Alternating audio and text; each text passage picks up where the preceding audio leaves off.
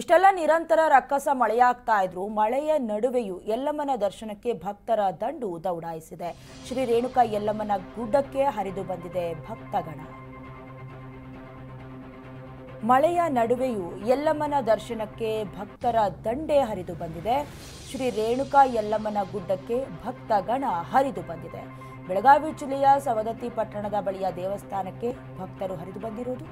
ನವರಾತ್ರಿ ಉತ್ಸವದ ಘಟ್ಟದ ಐದನೇ ದಿನದ ಹಿನ್ನೆಲೆ ಯಲ್ಲಮ್ಮನ ದರ್ಶನಕ್ಕೆ ಹರಿದು ಬಂದ ಲಕ್ಷಾಂತರ ಭಕ್ತರು ಮಳೆಯನ್ನು ಕೂಡ ಲೆಕ್ಕಿಸ್ತಾ ಇಲ್ಲ.